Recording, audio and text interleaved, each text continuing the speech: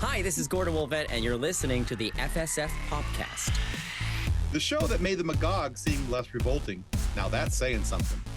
Our show is brought to you by our charity sponsor, the Red Shirt Widows and Orphans Fund, which supports the Wish Upon a Teen Foundation that helps out sick kids when they need it most. And just imagine the comfort you'll give Red Shirt crewman number 110. He'll know that when he puts on the red shirt and joins the crew of the Enterprise in their struggle against the Magog, that he didn't leave his family destitute and without hope, because the Red Shirt Widows and Orphans Fund has his back, and what's left of his Roddenberry family crest. All right, guys. Hey, our guest today is an actor who's had many roles over the years in shows like Bride of Chucky, Supernatural, and of course his role as Seamus Harper in Gene Roddenberry's Andromeda, to name a few. We are so happy, and actually I'm pretty excited about this, to have a chance to sit down with Gordon Woolvett and have him here on the FSF PopCast. So welcome to the show, Gordon. Yay, hello. I'm excited to be here. Thanks for having me. Excellent. We'll see if that excitement holds. We've got a few questions and a bunch of mistakes from me coming up. So I feel that the majority of the time it has held. Majority of the time. We've had a couple. Those are purely on this side of the table, though. So I'll try to make some mistakes too. Excellent. I won't feel as bad. We have yet to have a guest storm out, though. So really, we obviously I need to try harder. Super terribly. Yes, we have First made for everything. We have made it in this world. Yes. That's my improv training. You accept everything. I love it. All right, Gordon. So one of the things that we have loved to do on our show, and one of the things that kind of become a staple here on the FSF PopCast, is we like to find out the story of the actors that we're talking about, because we're nerds and we love origin stories. Origin stories are amazing.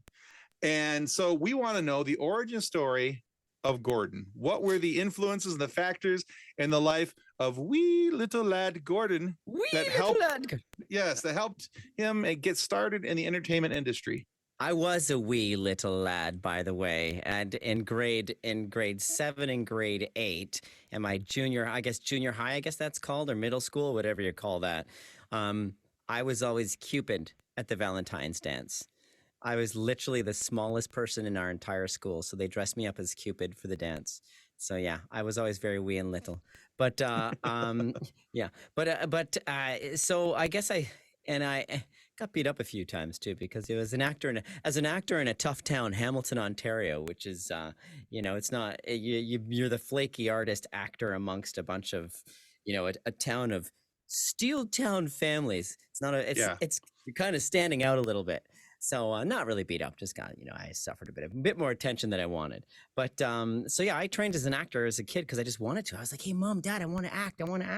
So I went to theater school for like eight years and trained. And then I did my first movie in 1989. I had actually before that, I did a play called Oliver on stage, and I played Oliver. Okay. And it was being produced by the school that I'd gone through. They had a theater company. And so I auditioned. I got the title role. There was an agent in the audience. The agent came up to me after one of the performances. It was like a 12 performance run, I think. And they came up to me afterwards and said, hey, do you want to start auditioning for television and film? And I said, yes. And so I started auditioning, and then I got my first movie with James Woods and Alan Arkin. May he rest. Oh, wow. Yeah.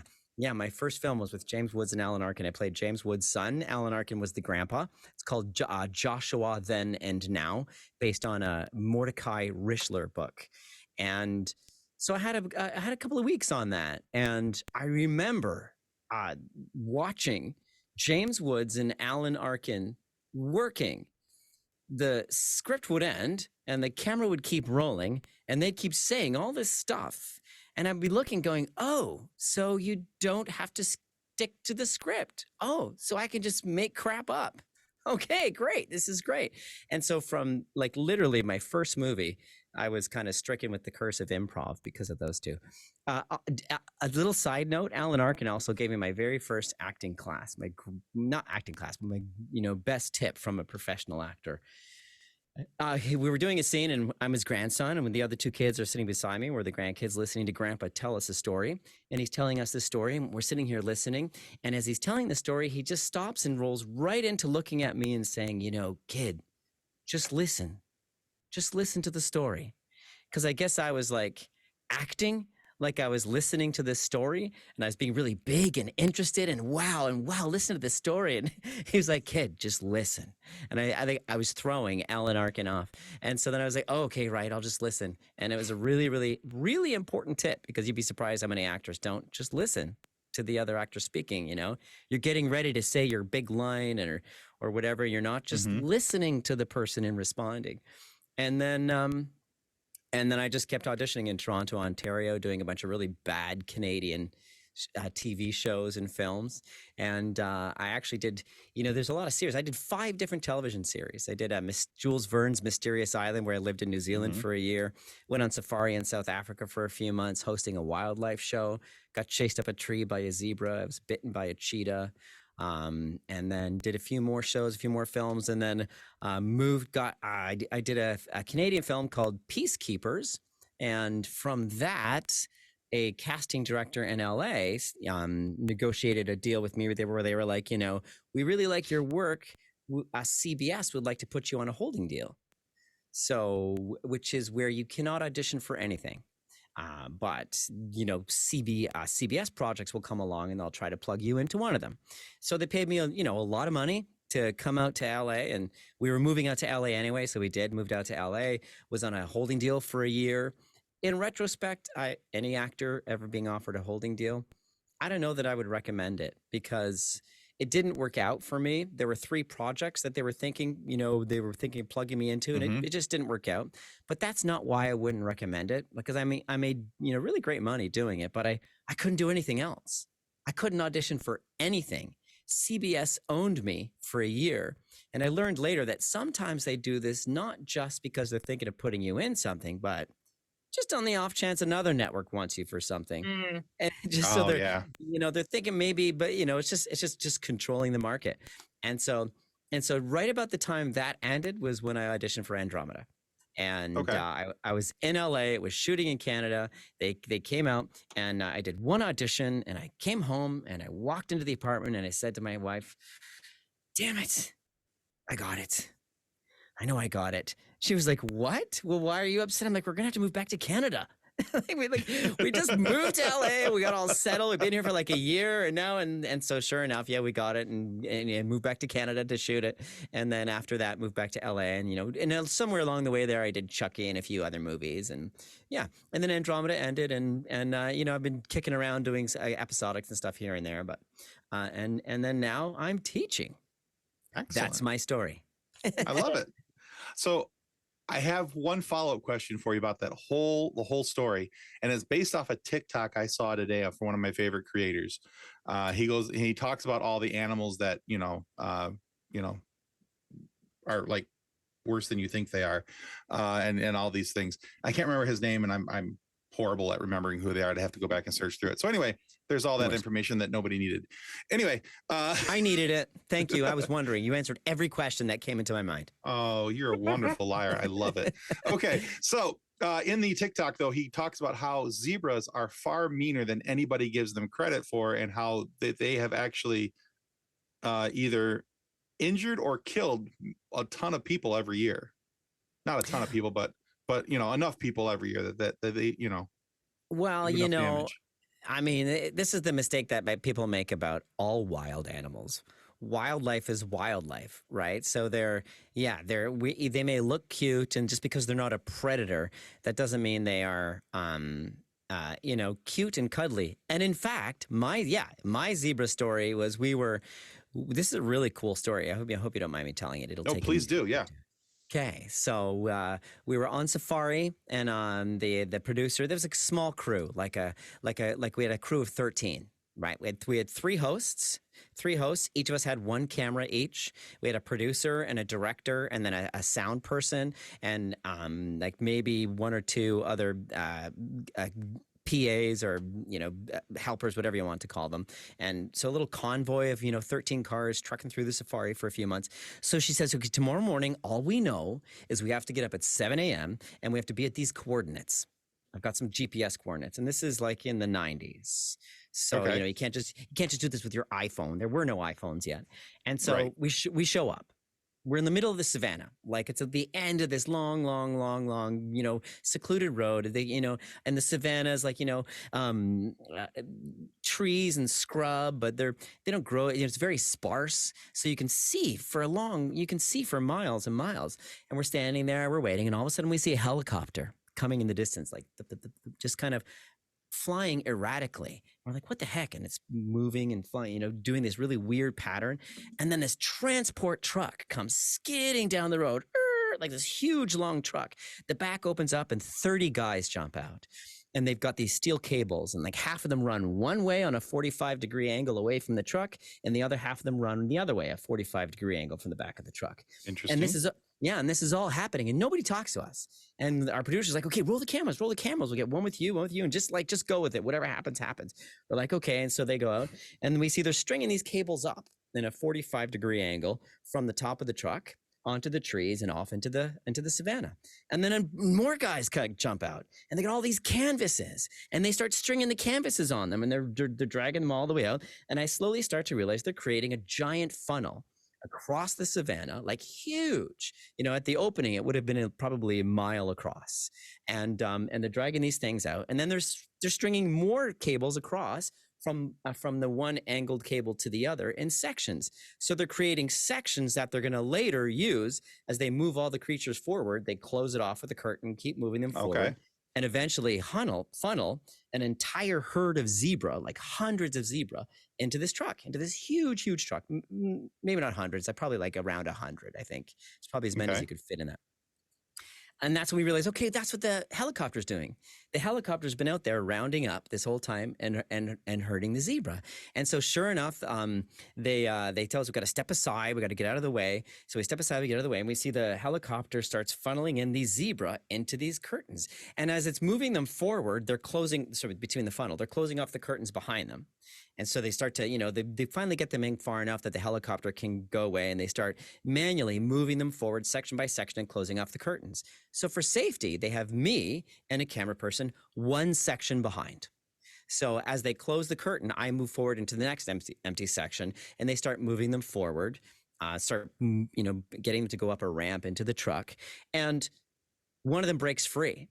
And it jumps over the curtain, like it kind of, I don't know how it could have like jumped right over the cable. In my memory, that's what I see, but it must have like jumped through like a seam in the tarps or wooden canvases or whatever.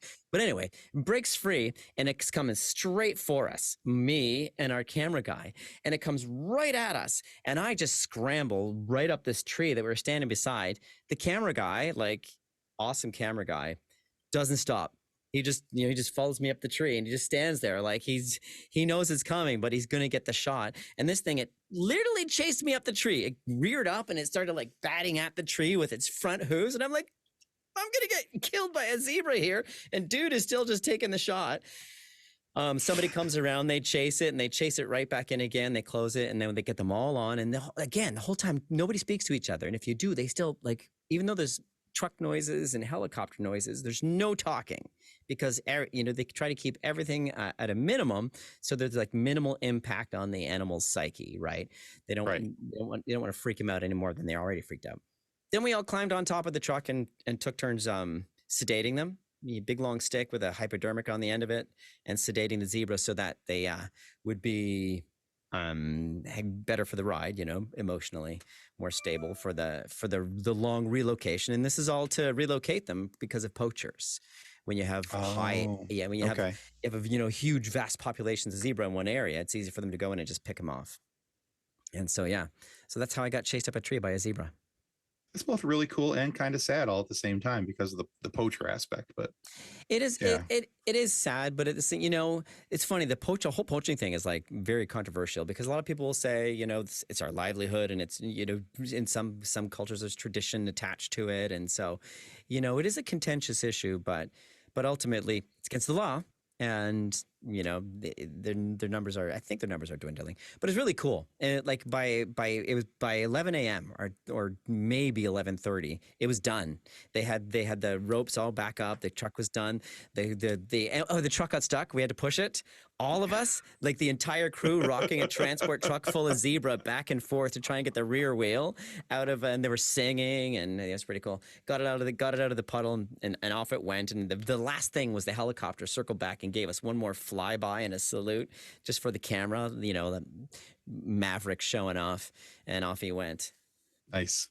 Good luck editing that. I didn't breathe once. No, that's great. I'm like trying to come up with like a good segue into my question, and there's not. I'll give you one. I'll give you one. What's your question? There we go. I was just thinking that's going to be a great bonus section right there. Yeah, that whole thing. That is a great bonus. We'll I'll give you a seg. You say, speaking of stripes. Right? Yeah. So I know that we're going to get into some of your roles in the next couple of questions, but leading into that, I actually wanted to talk about your teaching work first, which you have on the screen there with OutSchool. That's right. Your website says that the techniques you teach form a path to making stronger choices based on your own instruction and experience.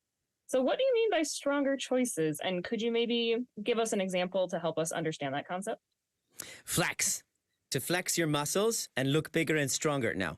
When you're making subtextual choices, the writer will write. Robert Wolf will kill me here. No, the writers write a lot, right? But there's always stuff left out. There are always unanswered questions, and you have to answer those. For instance, you're a waiter in a cafe. You have one line in the script. All the writers wrote you was one line because you don't matter to the story in the script. All that matters is you have to deliver a coffee. You have to walk in and say, "Hi, can I get you a coffee?" Or "Hi, do you want another coffee?" And then leave again. Mm-hmm. But as far as the audience is concerned, they are watching a real world. They want that waiter to be a real waiter. So the person playing that waiter with that one single line needs to try and make a stronger choice about what's going on in their life. It doesn't mean you have to overact, but it means that when you get into the audition room, the directors and the writers, they can see, oh, wow, you brought something to it. For instance, what does this waiter want?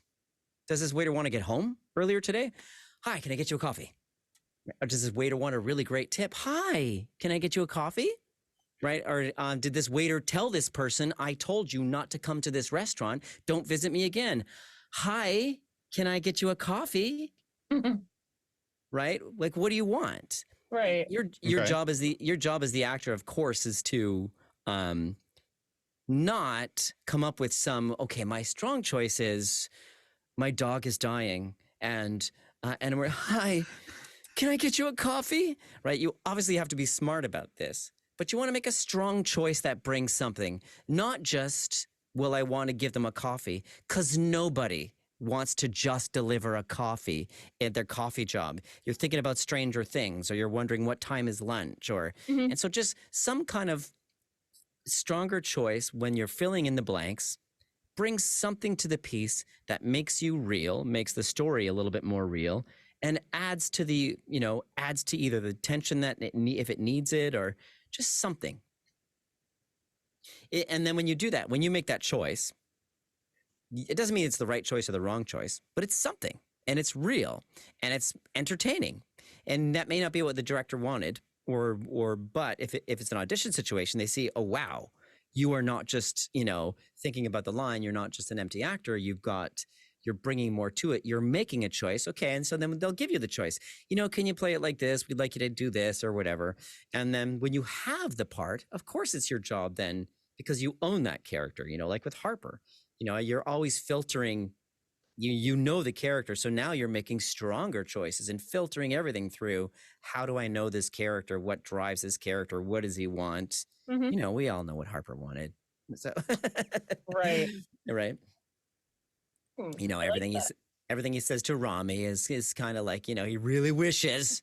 But a lot of people don't realize this. There's a lot of these jokes about, Harper, having wanting Rami because Rami's sexy. But in my mind, Harper was in love with Rami. He was also in love with Trance. Harper was in love with a lot of people. Yeah. Well, hey, since we're talking about Harper, my next question was actually about Seamus Harper. Oh, look at So, you getting the Look at that you segue. get the segues. Yeah. boom, Yeah. gotta lead in. But before you do that segue, I would like to thank you for mentioning my classes on outschool.com for Absolutely. and my adult classes that I'm going to be starting up on gordonwoolvett.com. Perfect. Yeah.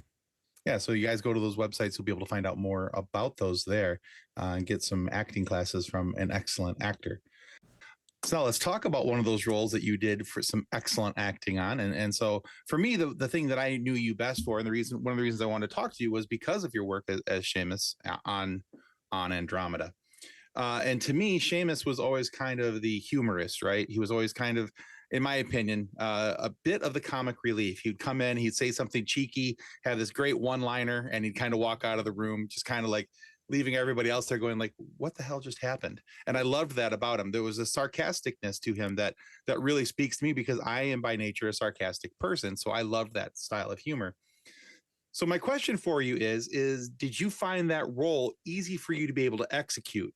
Or was it something that was it inside your wheelhouse, or was it something that's outside of your natural personality where you had to learn how to become that type of person? You know, with every role, going back to that conversation about making strong choices, Sure. you must always make those strong choices from you. You must always try to make authentic, strong choices and bring part of yourself. So yeah, part of that was really easy for me. Part of that was, yeah, that's a side of me. I can be very sarcastic and not serious, and deal with conflict by using humor and trying to and having that kind of, and underneath there's really a lot of pain and a lot of all that. I can absolutely be that sort of, but that's not just who I am. That's sort of one sort of aspect of me. Mm-hmm. And it was difficult. It was so bringing that to it was fairly. Yeah, it was fairly quickly accessible to bring to the audition. I also improvised. I also improvised a little bit in the audition because, again, improv is another thing I teach, and it's it's a big staple. I perform improv now. I perform weekly, and I still train in improv too. You're never too old to keep learning, and so I improvised. And when they walked me on set the first day, Alan Eastman, the executive producer, he walked me onto the set with his arm around me and said, "Just I want everyone to know we're going to let Gordon improvise." Yes, he's going to stick to the script, but he's also going to improvise, going back to that James Woods and Alan Arkin thing. And I was just like, yes, this is so awesome.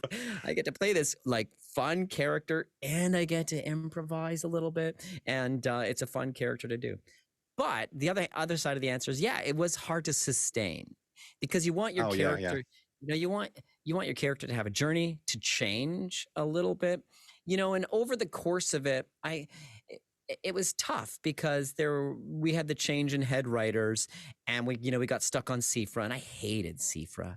I hated being on Seafra. I wanted to be back on the ship, dealing with the space and things. And so that area, that time when Harper became a bartender on Seafra, I had a real tough struggle with that character because the scrappy, sarcastic, ship's engineer who means well but is a real genius when it comes to the ship and is a really good engineer loses some of that redeeming quality when now he's a bartender. Yeah, right? He's not the ship's engineer. He doesn't get to do all those really great, cool, genius things. And so now it's kind of like, okay, now he's just a smart aleck bartender. And so because fans would come up to me and they would either say what you say, I love your character, he's sarcastic, he's so much like me, or they'd be like, yeah, I don't like your character. Because there's no middle ground. No. And I think about, I can see that. I can see that. Sarcastic and hiding the pain with the sarcasm. I felt seen. Yeah. Okay. Good.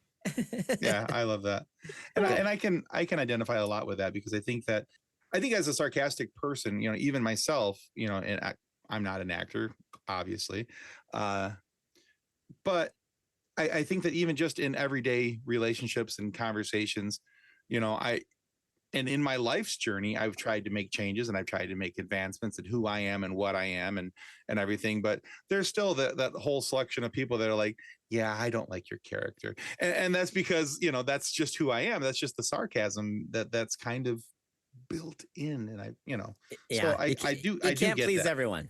You can't please everyone. No, not at all. Yeah. But yeah, I from the first couple episodes of watching, and then when you come on screen, I was like, because I recently I started watching it again back on Amazon. It's on Amazon Prime right now, and so I've been watching it again on Amazon, and I'm about halfway through the first season right now, and I had forgotten that there was the whole thing with like the data port in your neck, and you shove that thing in there. I was like, oh man, what the? Oh yeah, that's how he does that. Yeah. Yeah, that was cool. Yeah, like again, that right. I didn't get to do much of that on Seafred. All these great little Harper things kind of were like, oh, I couldn't do them much anymore. But yeah, it was a lot of fun. He was a fun character to play for sure. Went from jamming a data port into your neck to, can I get you a coffee? Yeah. That's, hi, can I get you a coffee? Yes, I'd rather be on a spaceship right now with Andromeda. Exactly. Everybody rather be on a spaceship. Yeah, exactly. You know, that's I have a lot of swag. The thing I don't have anymore is my data port. I did have it for a while, but the data port, for all of you Harper, if there's any Harper fans left at home that want to make your own data port, all you need is a Phillips shaver. It was the you know, those little round heads on an electric shaver. Oh yeah, that's what it was. It was one of those. Oh no, kidding. Yeah, it was one of those glued in. They made it like a little plastic housing around it, but the plastic housing was really basic. Like it was just like a little circle with a couple of out sections that jutted outcroppings, I guess you would call them. I don't know. Oh, very cool. Yeah, and a Phillips shaver head glued into the middle of it. So if anybody wants to cosplay a data port, get yourself a Phillips shaver head.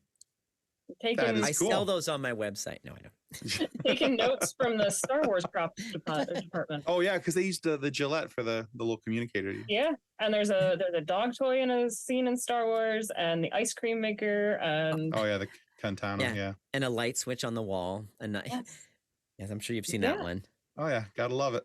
So I actually get to use a segue this time. Talking about characters, I'm so proud of myself. I actually found what I unfortunately should say was a rather old interview, 2001-ish interview with you. So I'm not gonna talk about how old that is because that's just depressing. Thank you. Thank you. Where you compared acting to playing a character in D&D or another role-playing game. So what got you into RPGs? Do you still play? And do you think that sort of collaborative improv storytelling helps people get into acting? Well, right now, I have also on OutSchool, I have a class called Explore the Multiverse, where I have my learners invent 10 worlds that they can make up, and then we use a 10-sided die to visit those worlds. They have to come up with some kind of interdimensional travel, and by the end of the week, they have to try and visit every world that they've come up with. So I guess, yeah, I'm a D&D nerd.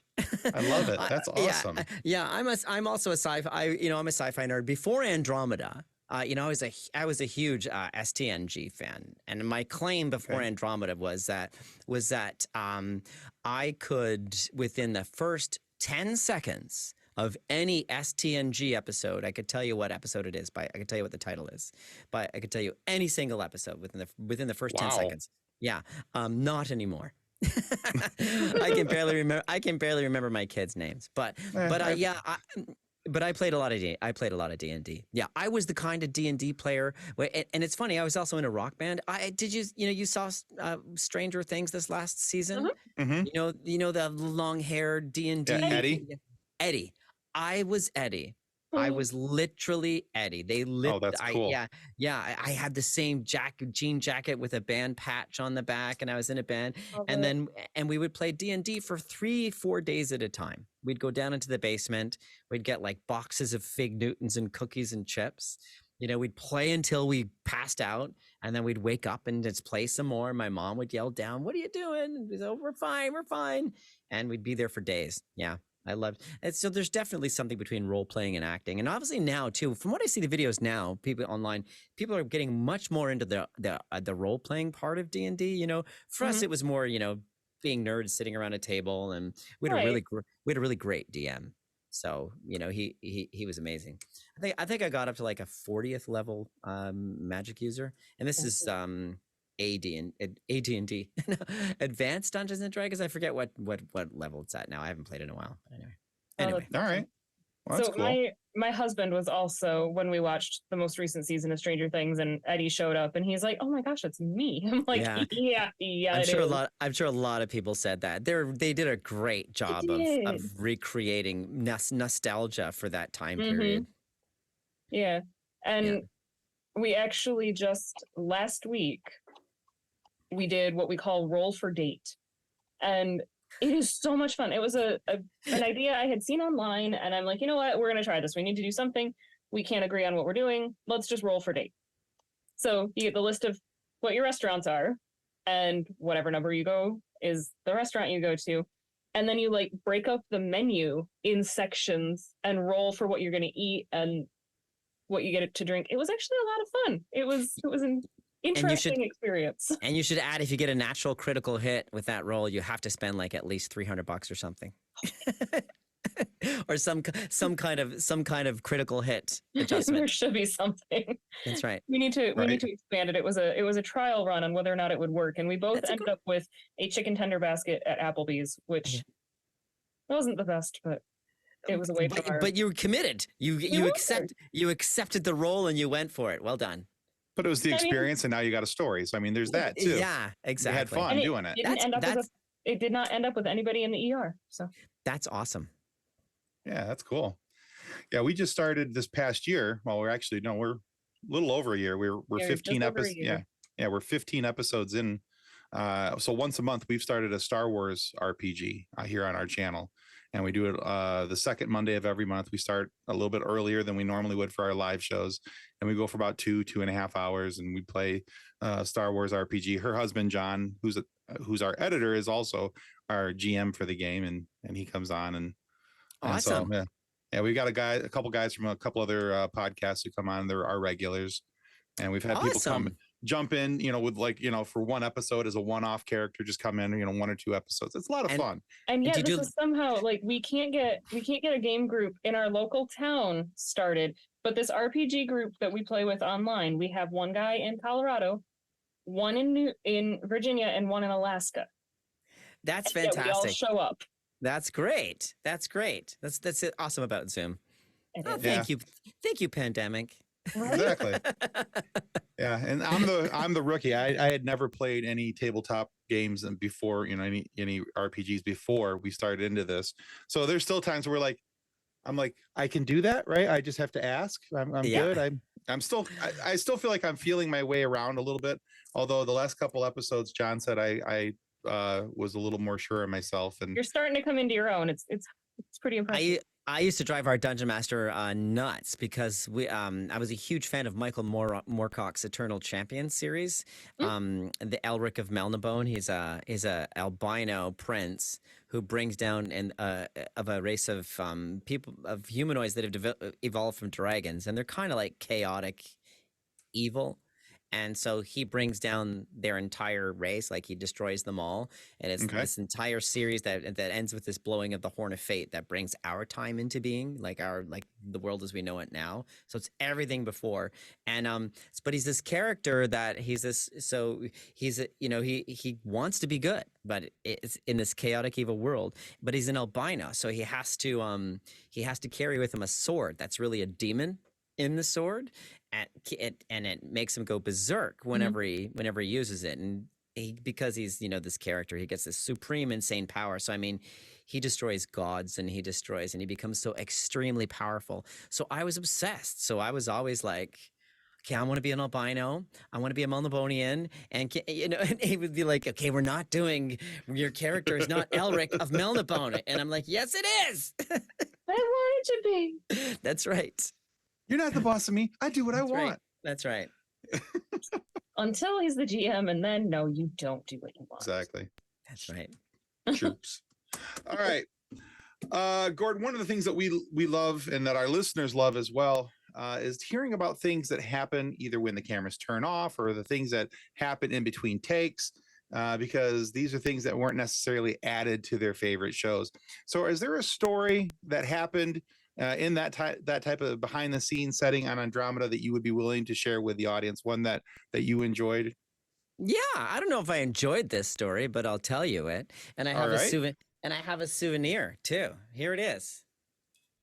This is a handlebar from over top of one of the doors. You know, the doors that would open and close. I can't remember what we call them now.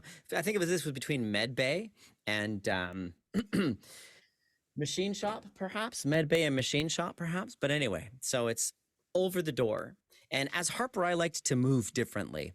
Like in scenes, I would try to hop over the rail, or I'd try to sit on the console, or I would try to, you're stuck inside this ship you're supposed to imagine. So I would think you would explore the space a little bit more and have fun with it.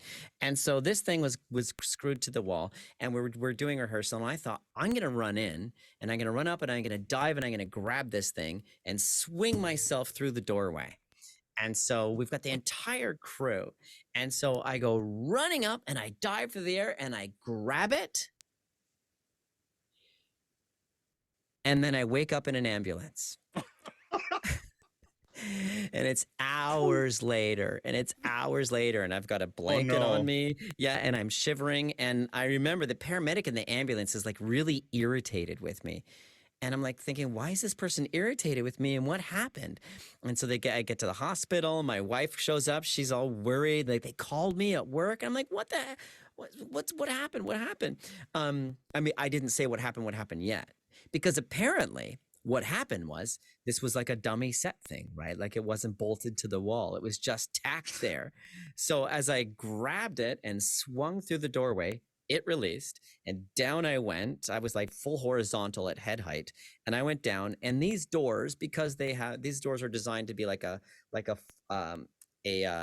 framed opening. So it's not a doorway where it's on the ground. It's a doorway where it's like a frame all the way around, like a hole in the wall. So they have a plywood fake door in between, so they can slide it open and close like a hatchway, right?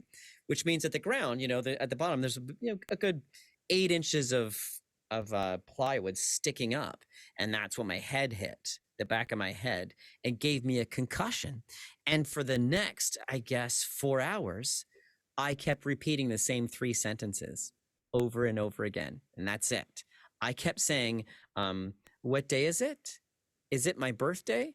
And something else. I can't remember what it was. What day is it? Is it my birthday? Where's my wife? What day is it? Is it my birthday? Where's my wife? What day is it? Is it my birthday? For hours and hours. Boy. So I guess, yeah, the crew got really worried. They got really scared and really worried, obviously. And that's why the paramedic in the ambulance was getting really irritated with me, because they were sitting next to a person saying, what day is it?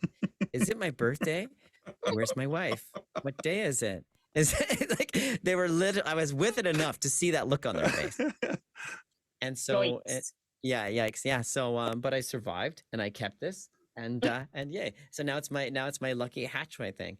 And they're like, afterwards they were like, next time if you want to swing on a piece of the set, just kind of tell somebody first, so they can go double check it and make sure it's bolted to the wall.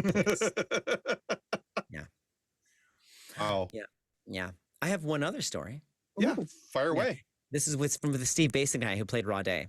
And we worked on another show right after Andromeda called The Guard. But because we worked together on Andromeda, and on Andromeda, Steve and I used to watch Jackass together. On this next show, we decided to try and live Jackass while we were shooting. So, so while I was in my dressing room, I heard thunk, and a golf ball came into my dressing room, and then thunk. And then another golf ball. It was those little trailer dressing rooms. And so I looked out the door, and there's Steve Basic in the parking lot with a bunch of golf balls, and he's hitting golf balls into my dressing room. And I was like, okay. In that show, my character was in a wheelchair. And so on Steve's close-up, while they were filming him, I rolled up in the wheelchair, and because he couldn't see me because he's tall and I'm already short and I was in a wheelchair, he couldn't see that during his close-up. I took a glass of water and I poured it into his pocket while he was doing his close-up. Yeah, but his phone was in the pocket. Yeah. Oh no. Yeah. Actually, I have one more Steve Basic story. Go for it. Yeah. We're Yeah. So take all the this time is- you need. We love okay. these. So on an episode that I wrote, the Abridging the Devil's Divide, which was directed by, was it Peter DeLuise or was it I can't remember, but anyway, or was it Jorge Montesi? Anyway, the scene is we're being enslaved by the patriarch, and we're working away. And Steve Basic is all muscly with his shirt off and really hot and sweaty. And so I went up to Peter DeLuise, I think it was directing. I said, "Just do me a favor, just get him to really drink that water. Get him to really drink the water, like really, really drink it." Peter's like, yeah, okay, and then keep the camera rolling. Peter says, yeah, okay. And so the shot is on Steve, and Kevin Sorbo and Steve had this little discussion about getting away from the patriarch or whatever. I can't remember. Maybe in another episode, but anyway, we were enslaved, and he had his shirt off, and he was hot and tired. And so they finish their lines, they walk away, and Steve takes his drink of water. And Peter goes, take another drink, Steve. So he takes another drink. He goes, no, drink more. You're really hot. You're really tired. He drinks more. Now pour it all over you. So he pours it all over himself. He's poured it all over himself. And then I walk in and I go, oh, Rod Day, I see you found my pee bottle. And then he was like, ha.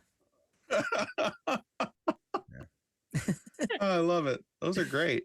Messing with people is fun. Yeah, we used to mess with each other a lot. We used to play little pranks and little jokes. The cast, we all got along really, really well.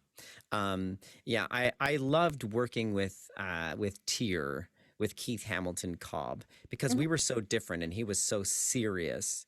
But he had he did have a really good sense of humor. He just kept it hidden.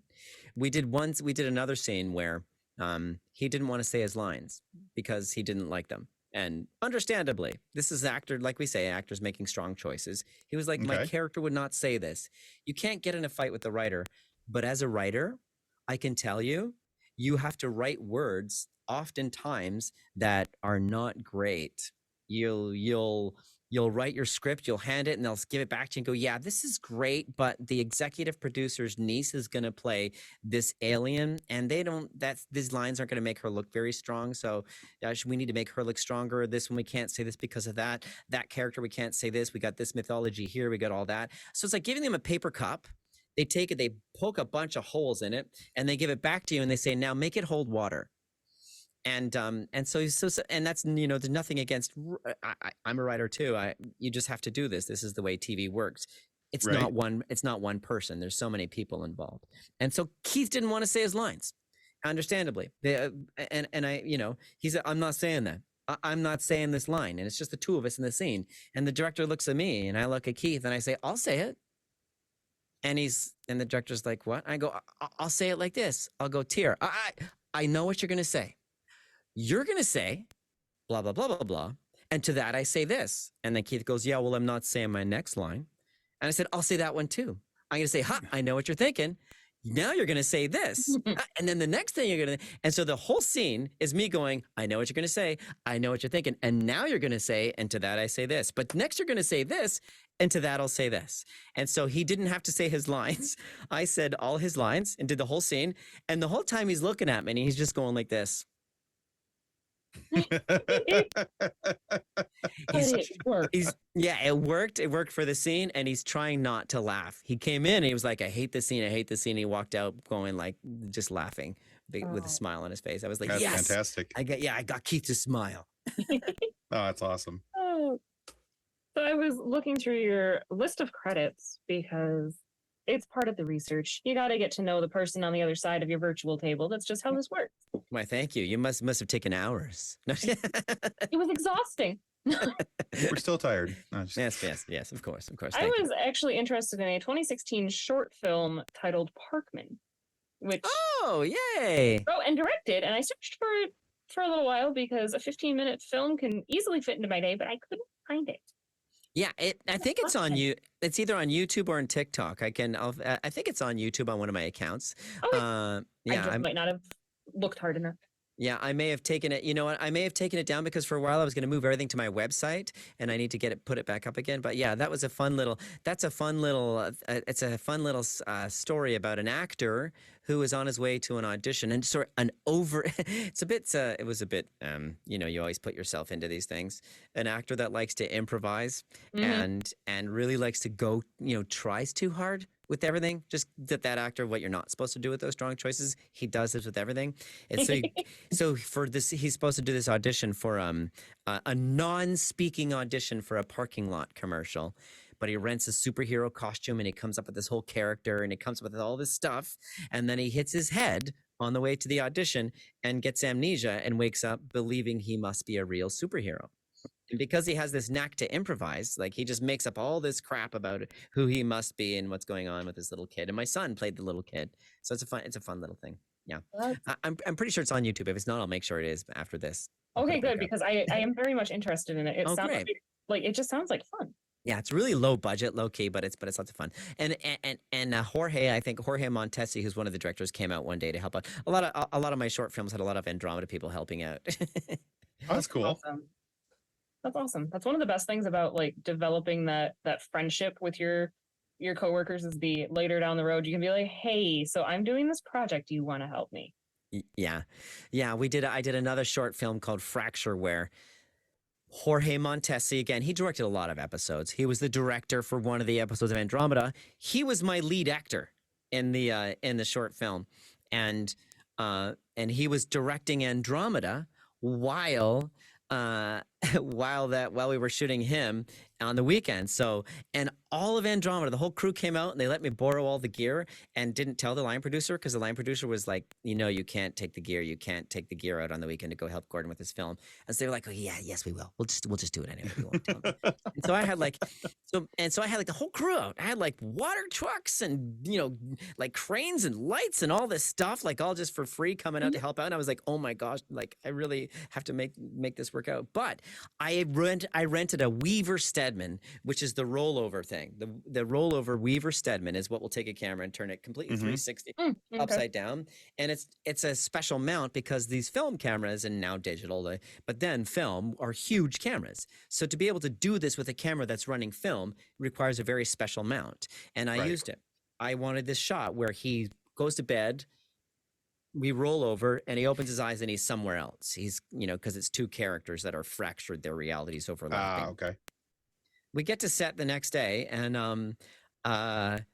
the first of all the equipment is wet because it rained over the weekend while we were shooting, and the line producer wanted to know why the heck is all the equipment wet. Because nobody told him that. They took it all out to help me with it. So they had, I think he figured out that yes, they went and helped Gordon with his short film, obviously. But then I saw that on the shot list, Jorge had the same shot to use the Weaver Stedman on Kevin Sorbo. And I think this was an episode, and this was a Vault of the Heavens, I think. This is again an episode that I wrote. That I wrote. So, and he's using the same shot. And I'm like, Jorge, you're using what? That was my shot from art. He's like, yeah, we rented it. I'm not afraid to steal a shot. Exactly.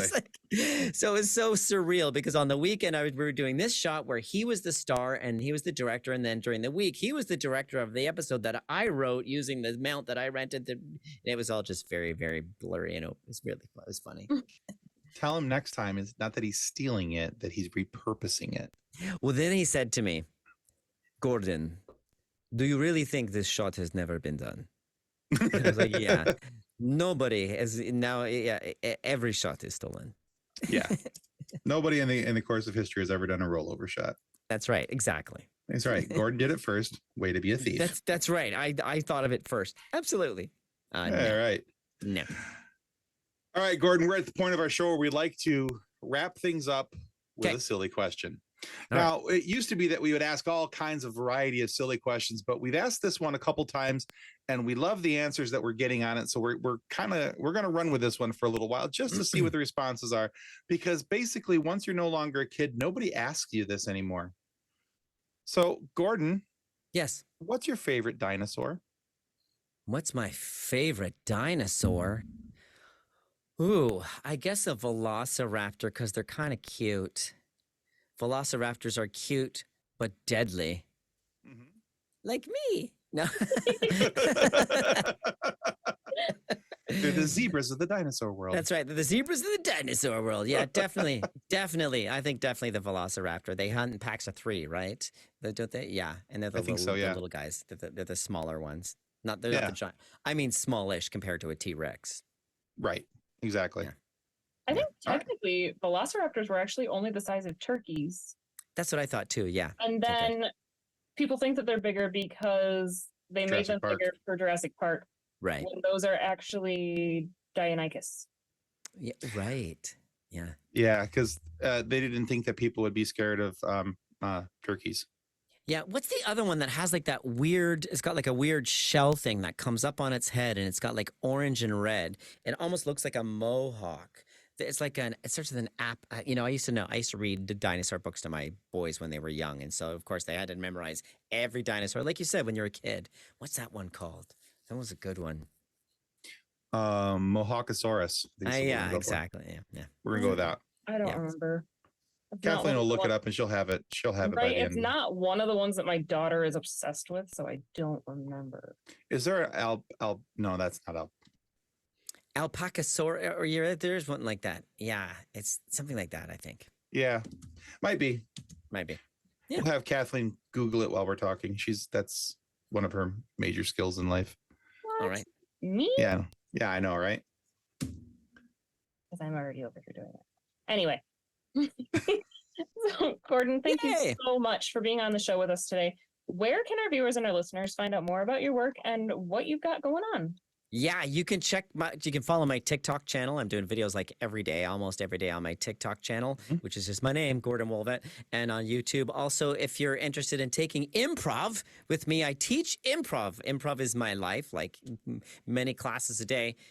9 to 16 on outschool.com, actually up to 18. So 9 to 18, just go to outschool.com and teacher Gordon. I'm the first Gordon on Outschool. And for adults, I'm starting some adult classes on gordonwoolvett.com. You can pre-sign up for that now. If you're in the Vancouver, British Columbia area, I'm performing at the Tightrope Impro Theater on Thursdays in the Maestro Show. So come by the Tightrope Impro Theater on a Thursday and see some live improv, and you just might catch yours truly. Very cool. So is it the one with the crest that like split? I think so. Is it there's like orange and red on there? Yeah, it's like the Yeah, there might be two. Yeah, what's it called? The Liosaurus? Maybe. I'm not You'll get it, and Right. nothing will register in my brain. We will just have John edit it and put it on the screen because We'll I know find that it. John knows what we're talking about. All right, guys, want to remind everybody that subscribing is the single most important thing you can do to help our show continue to grow, get more amazing guests like Mr. Gordon Woolvett here today, and have these funny moments for you guys to be able to listen to. So please subscribe. It helps out well more than we'll ever really be able to tell you. And be sure to check out Gordon's work as well. He's got a lot of cool stuff going on. Go to his websites.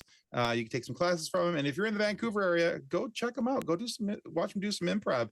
I think you'll have a good time.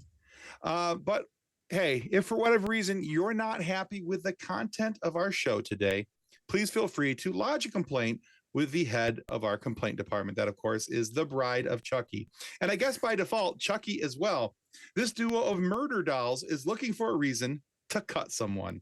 Chances are we've given you plenty of reasons in this interview alone. So send 2 copies of your complaints to the murder dolls, one for Chucky and one for his bride. What's that? They don't like being called murder dolls? Well, it was nice knowing you, because we're screwed. And maybe they'll just go for John, our editor, who's hiding in the background. He's the newest and has the least screen time, so go for him. Place all my mistakes on him. Yeah, I'm good with that. One more thing to show you before I say goodbye. Oh, look at that. This was alternate dimension Harper. This is the poster when I was an overlord in an alternate dimension. I've still got that. Yeah, some more swag. And you said dog and Chucky in a sentence. One time I was walking and somebody walking my little dog, he was little at the time, and a Chucky fan pulled up and said, "Hey, aren't you David from?" And then my dog shot 3 feet into the air and a stream of diarrhea shot out his butt. And they said, "Never mind," and they drove off. When you get recognized and your dog has explosive launching in the air diarrhea at the same time. Yoinks! Yeah. Those are my parting words. Gotta I love love it. it. You know, we can't end on a better note than that. That's fantastic. Gordon, thank you again. This has been a lot of fun. And guys, that's going to wrap us up for the FSF PopCast. Goodbye. Thank you, guys. Thank you, Kathleen. Thank you, Tim. Thank you. Don't forget to walk your dogs. Yes. Copyright 2023 FSF PopCast. Reference to any specific product or entity mentioned on this podcast does not constitute an endorsement or recommendation by FSF PopCast. The views expressed by the guests are their own, and their appearance on the program does not imply an endorsement of them or any entity they represent. If you have any questions about this disclaimer, please contact us via email at info@fsfpopcast.com. Original music by Jordan Michaels.